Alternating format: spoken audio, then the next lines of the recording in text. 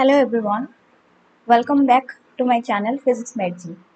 SL Arora का जो series हम लोगों ने स्टार्ट किया था उसका ये है एक अगला लेक्चर जिसमें हम लोग एग्जाम्पल 9 से लेके 12 तक सॉल्व करने चलते हैं। ठीक है, लेट्स गेट स्टार्टेड।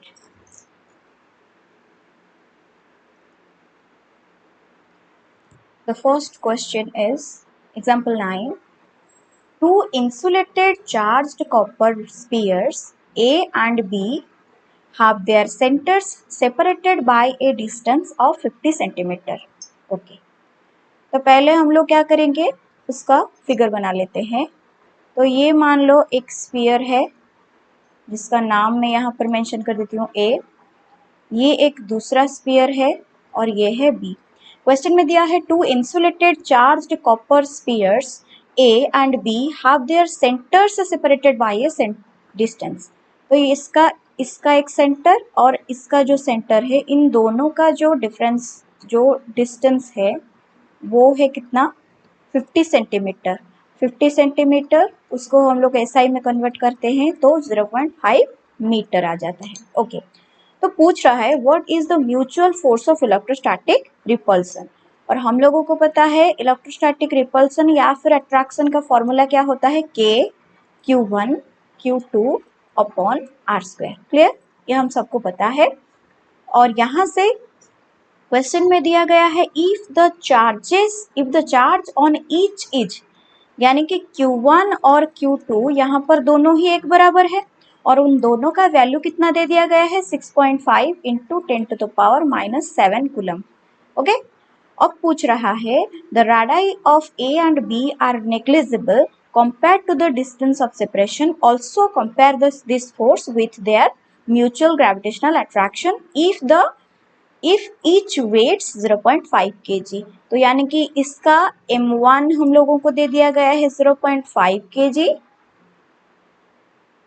0.5 kg, और इसका भी जो m2 है, मास है, इसका भी वैल्यू हम लोगों को पता है कि 0.5 kg। तो पहले हम लोग क्या करेंगे, फोर्स ऑफ इलेक्ट्रोस्टैटिक रिपल्सन देखते हैं। तो फोर्स ऑफ इलेक्ट्रोस्टैटिक रिपल्सन का वैल्यू कितना आएगा, कैलकुलेट करते हैं। के का वैल्यू डाउन पुट करते हैं 9 इंटू 10⁻⁹ इंटू Q1 के जगह 6.5 into 10⁻⁷ into 6.5 into 10⁻⁷ divided by 0.5 into 0.5 का स्क्वायर, उसको इस तरह से काट लिया। अब इसको अगर काटेंगे तो ये आ जाएगा 13, ये आ जाएगा 13। तो यहाँ से 169 इंटू 9 आ रहा है इंटू 10⁻⁹ -7 प्लस 9 यानी कि -5 इतना आ रहा है। तो इसको अगर सॉल्व करेंगे ये आएगा 1521 इंटू 10⁻⁵, और इसको अगर स्टैंडर्ड फॉर्म में हम लोग लिखेंगे 1.521 इंटू 10⁻⁻² न्यूटन। तो ये बन गया हमारा इलेक्ट्रोस्टैटिक रिपल्सन। क्लियर। तो अब आता है कि इसे हम लोगों को कंपेयर करना है किसके साथ, they are mutual gravitational attraction. तो पहले हम लोग म्यूचुअल ग्रेविटेशनल अट्रैक्शन फोर्स निकालते हैं। तो इसका फॉर्मूला क्या होता है, G m1 upon R square, ये होता है। और G का वैल्यू हमें पता है, G क्या होता है, यूनिवर्सल ग्रेविटेशनल कांस्टेंट। तो G का वैल्यू होता है 6.67 इंटू 10⁻⁻11। m1 का वैल्यू कितना होगा, m1 का वैल्यू कितना दिया गया है, हाँ 0.5, और ये हो गया तुम्हारा 0.5। उसको हम लोग डिवाइड करेंगे, डिस्टेंस कितना है, डिस्टेंस है 0.5, तो 0.5 का स्क्वायर। ओके, अब इन दोनों ये दोनों 0.5 से कैंसिल हो जाएंगे। तो यहाँ से हम लोगों को मिल रहा है 6.67 इंटू 10⁻⁻11 न्यूटन। तो यहाँ से क्लियरली दिख रहा है कि ये वाला जो फोर्स है ये बहुत ही छोटा है आज compare to this force. Clear, okay. So देखते हैं नेक्स्ट क्वेश्चन। नेक्स्ट क्वेश्चन में आता है, इसी का एक सेकेंड पार्ट है, what is the force of repulsion if each sphere is charged double. यानी कि पहले हम लोगों ने लिया था Q1 और Q2 दोनों एक बराबर थे जिसका वैल्यू था Q। अब जो न्यू चार्ज आ रहा है तो ये न्यू चार्ज को मैं डिनोट कर रही हूँ Q1 प्राइम और Q2 प्राइम, जो कि दोनों ही इक्वल साथ है और वो दोनों कितना है, वो डबल हो चुके हैं अभी, तो यानी कि 2Q हो गए। अब बोल रहा है कि and the distance between them is hard, यानी कि पहले हम लोगों ने डिस्टेंस को r लिया था, अब यहाँ से कितना चेंज हो गया, मान लो ये r प्राइम है, न्यू न्यू डिस्टेंस, और न्यू डिस्टेंस को r प्राइम का जो लिया है इसका वैल्यू कितना आएगा, r/2 आएगा। तो यहाँ से हम लोगों ने अभी अभी निकाला था कि देखो क्या निकाला था, इनका जो फोर्स ऑफ इलेक्ट्रोस्टैटिक है वो था कितना 1.521 इंटू 10⁻⁻2 न्यूटन, तो वही लिख लेते हैं। तो इनका जो फोर्स था वो था K Q square by R square, जिसका वैल्यू हम लोगों ने अभी अभी निकाला कि 1.521 इंटू 10⁻⁻2 न्यूटन। ठीक है, अभी ये पूछ रहा है कि इनको अगर मैं एयर मीडियम में रखती हूँ, what is the force of repulsion, each sphere is charged double the above amount and the distance between them is half। तो अब देखते हैं, तो इनका कहीं पर भी नहीं रखा गया है, किसी मीडियम में नहीं रखा गया है, यानी कि एयर मीडियम में है, तो इनका जो फोर्स आएगा, तो ये न्यू फोर्स मान लो मैं एफ ई प्राइम दे रही हूँ, तो इसका वैल्यू कितना आएगा। अब देखते हैं के Q1 प्राइम की जगह हम लोग इस तरह से लिखना चाहिए था, Q1 prime Q2 prime upon R prime square. तो Q1 प्राइम के तो वैसे का वैसा है, Q1 प्राइम की जगह 2Q, फिर से Q2 प्राइम की जगह 2Q अपॉन आर प्राइम की जगह r/2 होल स्क्वायर। तो यहाँ से K Q square by R square को अगर रखेंगे तो ये आ रहा है, यहाँ से 2, यहाँ से भी 2 और यहाँ से 1/2 का स्क्वायर, यानी कि फिर से ऊपर जाएगा 4, तो यानी कि टोटल हो रहा है 16 K Q square by R square.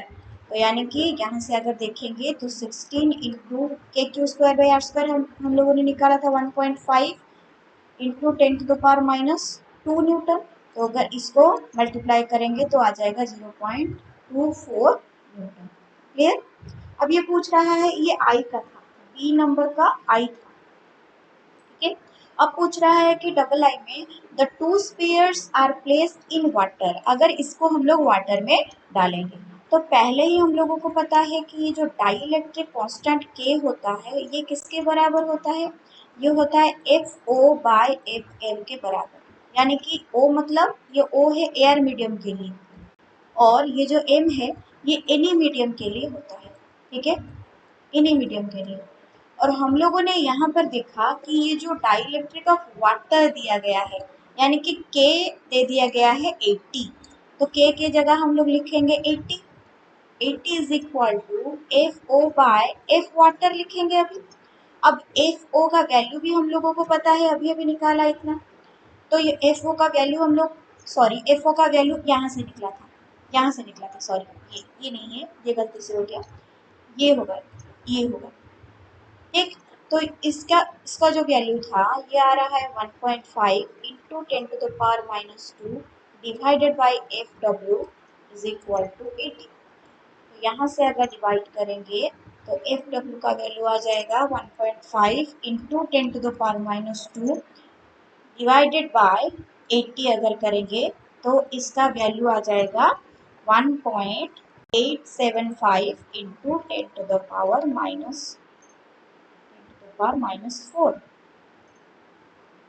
Newton, ठीक। अगर इसको हम लोग थोड़ा सा सही से लिखेंगे, इसको राउंड ऑफ करके लिखेंगे तो ये आ जाएगा 1.9 into 10⁻⁻4 okay, this is a final answer. फिर चलते ही नेक्स्ट क्वेश्चन की ओर। क्वेश्चन दिया है, suppose the spheres A and be in example 9 हम आइडेंटिकल साइज, यानी कि दोनों का जो साइज है वो दोनों ही सेम साइज का है, मान लो वो दोनों ही सेम साइज का है। A third sphere of same size but uncharged is brought in contact with the first। पहले बोला गया है ये जितना चार्ज है ये दोनों ही सेम चार्ज का है, ये Q1 है और ये Q2 है और ये दोनों का वैल्यू Q है मान लो, ठीक। ये है चार्ज ए स्फीयर, ये है बी स्फीयर। अब ये बोल रहा है कि पहले हम लोग क्या करेंगे कि एक अनचार्ज्ड स्फीयर, एक अनचार्ज्ड स्फीयर को अगर इस Q के पास, पहले A के पास अगर हम लोग लेके आएंगे एक अनचार्ज्ड स्फीयर, अब क्या होगा, इसके साथ यहाँ से चार्ज यहाँ पर फ्लो हो जाएगा। तो फ्लो होके कितना बनेगा, क्योंकि ये तीनों ही आइडेंटिकल साइज का है, अब नया चार्ज जो डेवलप होगा वो कितना बनेगा, ये इसका चार्ज 0 था, इसका चार्ज Q था। मान लो इसको मैं C लिख रही हूँ, इस चार्ज स्फीयर को मैं C नेम कर रही हूँ। अब ये दोनों का जो चार्ज है ये कितना बनेगा, Q प्लस 0/2, यानी कि इसमें भी Q/2 बनेगा, इसमें भी Q/2 बनेगा। समझ में आ रहा है, क्लियर। अब ये फिर से क्या बोल रहा है, then brought in contact with the second, जब ये Q/2 बन गया, ये Q/2 बन गया था, फिर इसके ये किसके पास आ गया, ये B के पास आ गया। B के पास कितना था, Q था, ये हो गया तुम्हारा C, ये हो गया B। अब देखते हैं ये दोनों में चार्ज, यहाँ पर Q है, यहाँ पर Q/2 है, तो यानी कि यहाँ पर भी चार्ज का फ्लो होगा। तो देखते हैं चार्ज, फाइनल चार्ज कितना रहता है, Q/2 प्लस Q/2 बनेगा। तो अगर देखेंगे तो एलसीएम ले लेते हैं 2, तो ये बन रहा है Q प्लस 2Q, फिर 1/2, तो यानी कि ये बन रहा है 3Q/4। अब ये कितना बना, अब A और B का नया चार्ज दिखाएंगे तो A का चार्ज बन रहा है Q/2 और B का चार्ज बन रहा है 3Q/4, ठीक। अब हमें पूछ रहा है कि what is the new force of repulsion between them, ठीक। अब देखते हैं न्यू फोर्स चार्ज, और वो दोनों अब फाइनली रिमूव्ड फ्रॉम बोथ, अपने दोनों ही एक दूसरे से अलग हो गए हैं। अब पूछ रहा है कि what is the new force of repulsion between A and B, अब इन दोनों में कितना फोर्स है, तो निकालते हैं फोर्स। फोर्स आ जाएगा K Q1 की जगह रखेंगे Q/2 और Q2 की जगह रखेंगे 3Q/4 अपॉन R², ठीक। अब देखते हैं K यहाँ से आ रहा है Q²/R², इसको अलग रख देते हैं, और यहाँ से आ रहा है 1/2 इंटू 3/4, यानी कि 3/8 KQ²/R², समझ में आ रहा है। और KQ²/R² का हम लोगों को पता है पहले से, अगर पुट करना चाहते हो तो भी पुट कर सकते हो। तो 3/8 इंटू क्या निकला था पिछले क्वेश्चन में, 1.5 इंटू 10⁻⁻2, इतना निकला था। तो ये हो गया तुम्हारा 4.5/8 इंटू 10⁻⁻2, डिवाइड करते हैं 4.5 को डिवाइड कर देते हैं 8 से, यहाँ से काम करते हैं 45/5, 45/10 इंटू 8 कर देते हैं, तो ये आ जाएगा तुम्हारा 45 होगा, तो 8 5 जार 40, तो यहाँ से 5 आ रहा है, यहाँ पर पॉइंट लगा देते हैं, ये हो गया 0।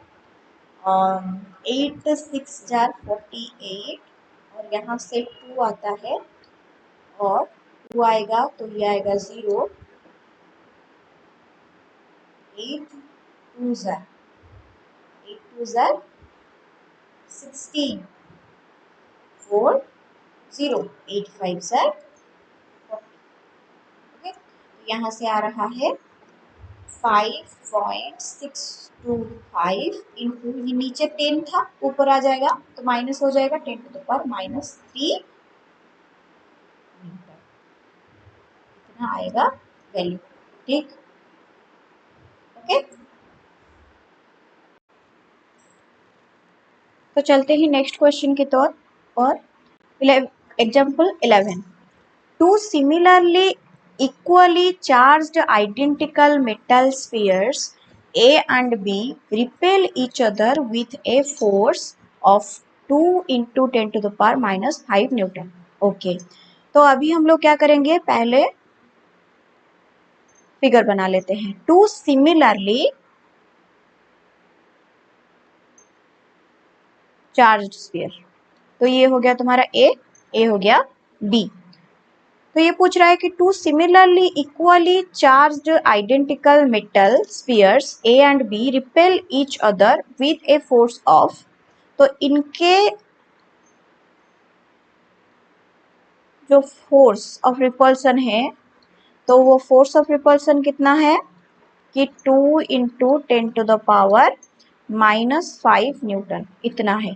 ठीक, तो ये पूछ रहा है, ये बोल रहा है कि इसका भी चार्ज क्यू है, इसका भी चार्ज क्यू है।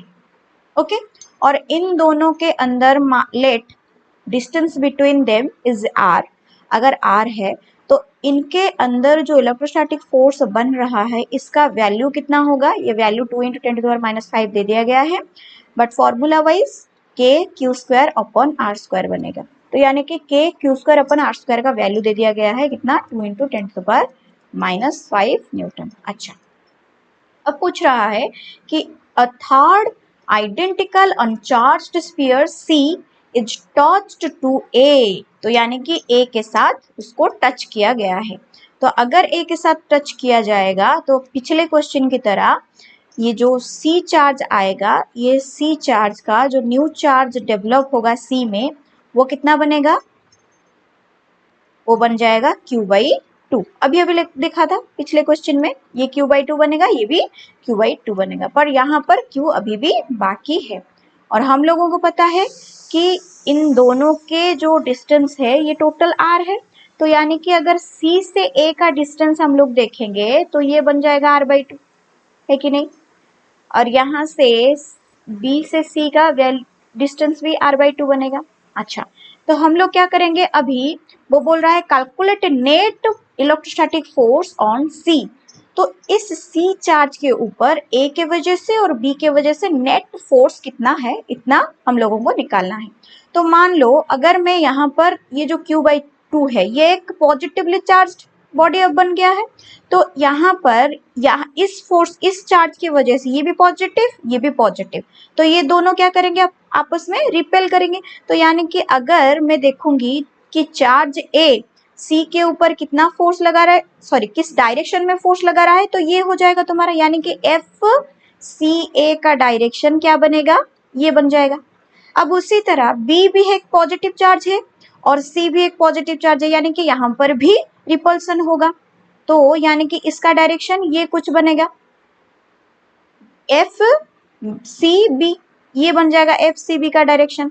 अब इनमें से ए और बी में से किसका चार्ज का जो क्वांटिटी है वो कितना, उनमें से किसका बड़ा है, बी का बड़ा है, यानी कि बी के वजह से जो फोर्स लगेगा वो ज्यादा होगा ए से, तो यानी कि एफ सी बी ज्यादा डाला जाएगा सी के ऊपर और एफ सी ए कम डाला जाएगा। तो यानी कि अगर नेट फोर्स की बात करें तो नेट फोर्स बनेगा F C B minus F C A. सभी को समझ में आ गया। ठीक, अब निकालना है कि एफ सी बी कितना है और एफ सी ए कितना है। चलिए निकालते हैं, यहाँ ए से निकाल लेते हैं। एफ सी बी अगर निकालेंगे तो एफ सी बी के लिए हम लोग क्या करेंगे, के Q1 कितना है Q/2 और Q2 कितना है Q/2 और डिस्टेंस कितना है R/2 का स्क्वायर, ये बनेगा। तो यहाँ से कितना आ रहा है, K Q square by R square को निकाल लेते हैं। यहाँ से आ रहा है 1/4 इंटू ये ऊपर आ रहा है 4, तो यानी कि 4 से 4 कैंसिल हो गया, यहाँ से बच गया K Q square by R square. Clear. अब अगर यहाँ से एफ सी बी तो हम लोगों ने निकाल लिया, एफ सी ए अगर निकालेंगे, सॉरी सी बी निकालते वक्त ये सी ए था, क्योंकि बी का तो चार्ज क्यू है ना, ये गलती हो गई यहाँ पर, मैं मिटा देती हूँ, यहाँ पर ये सी ए था,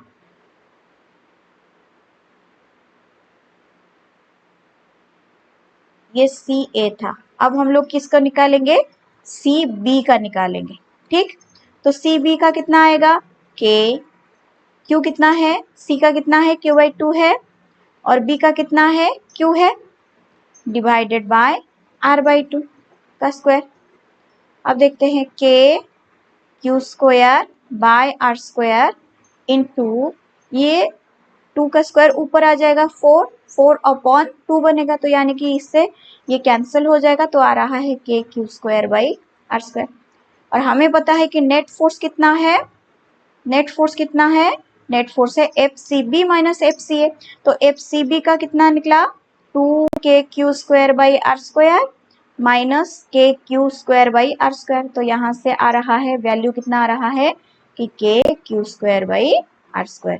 KQ² बाई R² का वैल्यू हम लोगों को दिया गया था, कितना था, इतना था, तो यानी कि फोर्स जो बनेगा वो कितना बनेगा, नेट फोर्स कितना बनेगा 2 इंटू 10⁻⁻5 न्यूटन अलोंग क्या आ जाएगा, अलोंग CA। समझ में आ रहा है, अलोंग CA, क्योंकि ये किस डायरेक्शन में है, ये CA के डायरेक्शन में है। समझ में आ रहा है, यही तो है हमारा सबसे ज्यादा। ओके, तो चलते हैं नेक्स्ट क्वेश्चन में। पूछ रहा है 2 identical charges Q each are kept at a distance R from each other. Okay.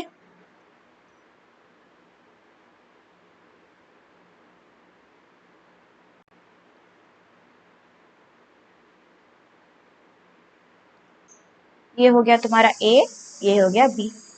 2 identical charges Q on each, यानी कि इसका जो चार्ज है ये भी Q है, और इसका जो चार्ज है ये भी Q है, और ये दोनों कितने डिस्टेंस में सेपरेटेड किए गए हैं, ये R डिस्टेंस में सेपरेटेड किए गए हैं।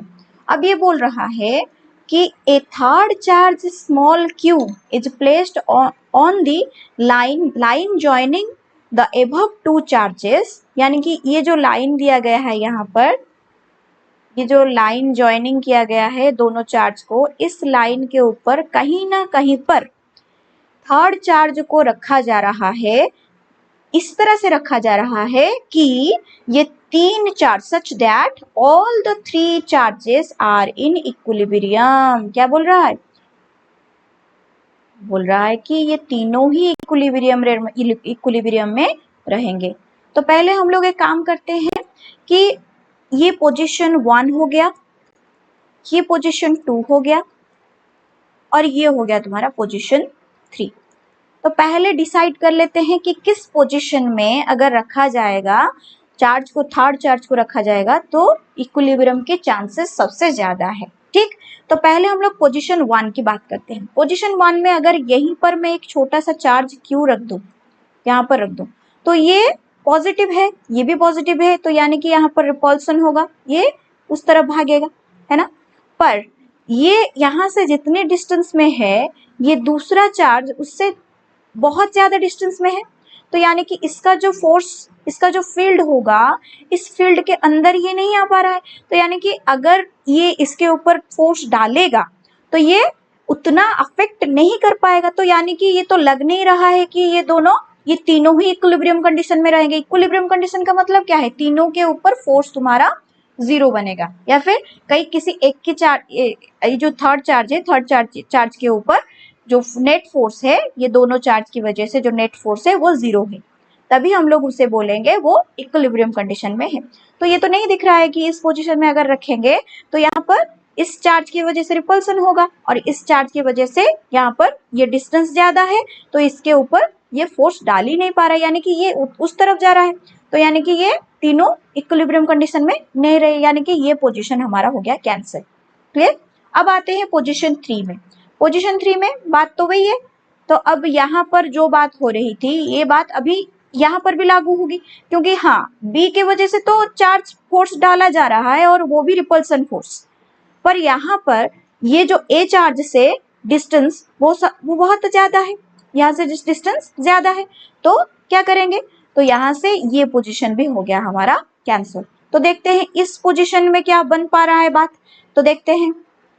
तो मान लो ये हो गया तुम्हारा इसके अंदर हम लोगों ने Q चार्ज को रख दिया, तो इसके वजह से फोर्स इस तरफ जाए, इस तरफ लगेगा, ठीक है, और इसके वजह से फोर्स इस तरफ लग सकता है। तो यानी कि ऐसा हो सकता है कि यही कहीं पर इसी के अंदर इस लाइन के ऊपर इन चार्ज के दोनों चार्ज के अंदर की जो लाइन है उस लाइन पर कहीं ना कहीं पर ये जाके इक्विलिब्रियम कंडीशन अचीव कर सकता है। पता लगाने की बात ये है कि अब ये जो बोल रहा है कि what is the magnitude sign and position of the charges of the charge Q। ये चार्ज का ये जो Q हम लोगों ने छोटा सा चार्ज हम लोगों ने लिया है, इसका साइन क्या है, इसका वैल्यू कितना है, मैग्नीट्यूड कितना है, और वो बोल रहा है कि इसका पोजीशन क्या है। तीन चीज हम लोगों को निकालने की अब जरूरत है।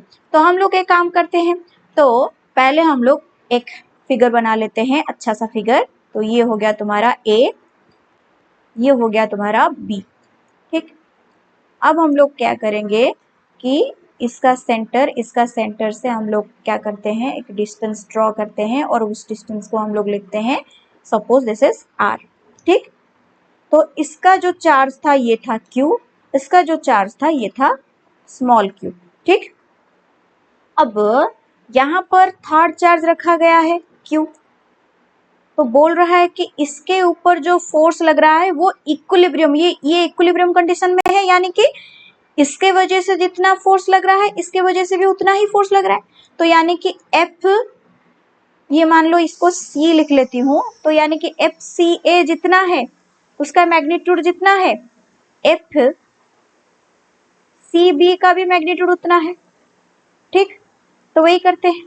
तो पहले अगर FCA निकालेंगे तो KQQ बाय ये डिस्टेंस कितना हो रहा है, तो मान लो ये डिस्टेंस हो रहा है x और ये डिस्टेंस हो रहा है r माइनस एक्स, ठीक।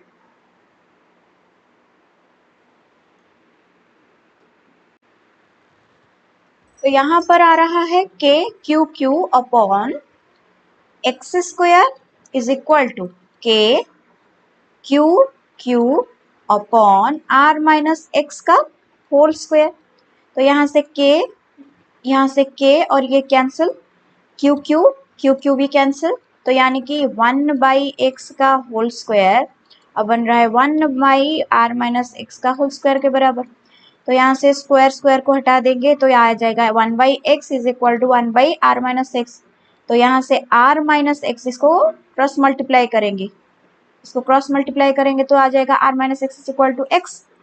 तो यानी कि r हो गया तुम्हारा 2x, और हमें पता लगाना था कि x का वैल्यू कितना है, तो x का वैल्यू हो गया r/2, ठीक। तो यानी कि ये जो x है ये r/2 के बराबर है। अगर ये r/2 है तो ये जरूरी है ये r/2 ही है। अब पता लगाते हैं कि q कितना है।